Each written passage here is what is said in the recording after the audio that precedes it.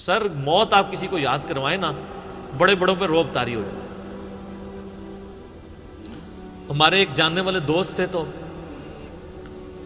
دعوت و تبلیغ کے کام میں یعنی جڑے ہوئے تھے، تو ان کو کچھ ایجنسیز کے لوگوں نے نا اٹھایا، وہ خام خواہ ایک شک کی بنیاد پر انٹرویو کرنا شروع کیا۔ تو انہوں نے کہا یہ آپ دین کا کام کیوں کرتے ہیں، کیا ضرورت ہے؟ تو اب آپ کسی ایسے بندے سے یہ بات پوچھ رہے ہو جس کو یہ پتہ ہو کہ میں نے مر کے اپنے رب کے حضور پیش ہونا ہے اور میرے نفع نقصان کا مالک اللہ ہے۔ تو وہ 2-3 بریگیڈیئر تھے اور کچھ کرنل تھے، وہ جو انٹرویو کر رہے تھے۔ تو اس نے کہا سر مرنا ہے، آپ نے بھی مرنا ہے، میں نے بھی مرنا ہے، میں نے اللہ کو منہ دکھانا ہے، تو میں تیاری کر رہا ہوں، مرنا نہیں ہے۔ وہ کہتے سب کے چہرے فاق ہو۔ اصل میں ان لوگوں نے کبھی سوچا نہیں ہوتا کہ ہم نے مرنا ہے۔ جب ایک دفعہ کوئی یاد کروا دے نا، سر چھٹی کا دودھ یاد آ جاتا ہے۔ اس لیے موت کا راگ لاپنے کی ضرورت ہے۔ چوراہوں پہ کھڑے ہو کے، چھتوں پہ چڑھ کے ایک ہی بات کرنے کی ضرورت ہے کہ مرنا ہے۔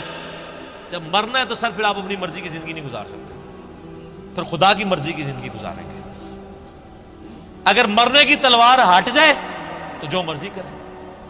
میں اکثر کہتا ہوں، میرے ایک یوٹیوب پہ کلپ بھی ہے، خدا انسان کی ضرورت کیوں ہے؟ تو میں نے اس میں بتایا تھا کہ انسان کی ضرورت اللہ اس لیے ہے کہ ہمیں موت آ جاتی ہے۔ اگر موت نہ آئے، اگر کوئی بیماری اور پریشانی نہ آئے تو خدا میری ضرورت ہی نہیں ہے۔ آپ ایک لمحے کے لیے امیجن کریں کہ آپ مریں بھی کوئی نہ اور آپ کو پریشانی بھی کوئی نہ آئے، تو سر یہاں ہم کیوں 100-150 لوگ بیٹھے ہوئے ہیں؟ کرو کر ہی جاؤ، پریشانی بھی کوئی نہیں، موت بھی کوئی نہیں، جو مرضی کرو۔ تو خدا آپ کی ضرورت ہی نہیں ہے، پھر کس نے نماز پڑھنی ہے؟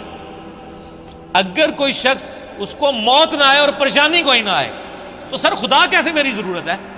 میری ضرورت ہے ہی اس لیے ہے کہ میں نے مر جانا ہے، یہ تلوار لٹکی اللہ کے حضور پیش ہونا ہے۔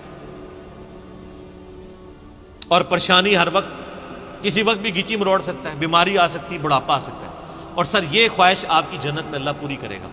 صحیح مسلم کی حدیث ہے، جب جنتی جنت میں داخل ہوں گے تو ان کو خوشخبری ملے گی کہ تمہیں مبارک ہو اللہ کی طرف سے، آج کے بعد تمہیں موت نہیں آئے گی، ہمیشہ زندہ رہو گے۔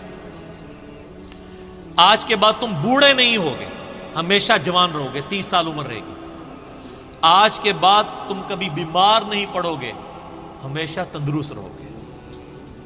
بیماری بھی کوئی نہیں، بڑھاپا بھی کوئی نہیں، موت بھی کوئی نہیں، ٹھیک ہے۔ آج کے بعد تم کبھی بدحال نہیں ہوگے، ہمیشہ خوشحال رہو گے۔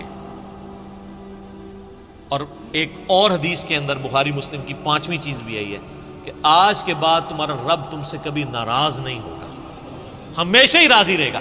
دنیا میں انسان کی ٹینشن کیا ہوتی ہے؟ یار یہ کیا اللہ ناراض نہ ہو جائے۔ جنت میں کوئی ایسا کام نہیں جس سے اللہ ناراض ہوتا ہو، ہر کام ہی ایسا ہے۔ دنیا میں سونا حرام، آخرت میں حلال۔ دنیا میں 4 سے زیادہ بیویاں کرنا حرام، آخرت میں بے شمار۔ دنیا میں ریشم حرام، آخرت میں حلال۔ دنیا میں نماز فرض، آخرت میں کوئی نہیں۔ دنیا میں پخانے کی کمزوری، بخاری مسلم حدیث ہے، آخرت میں انسان کھائے گا ایک خوشبودار ڈکار آئے گی، ڈکار بھی خوشبودار، سب کچھ ہضم، کوئی پخانا نہیں۔ تو کوئی تکلیف جس چیز کا نام ہے نا وہ جنت میں نہیں ہے۔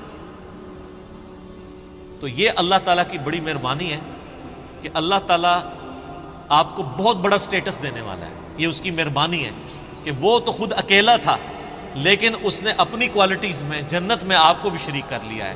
مخلوق اور خالق کا فرق اپنی جگہ موجود ہے، لیکن اس کی کوالٹی کیا تھی؟ موت نہیں آئے گی، اس نے کہا چل تجھے بھی نہیں آئے گی، ٹھیک ہے۔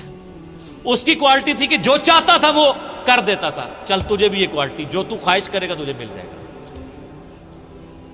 ٹھیک ہے۔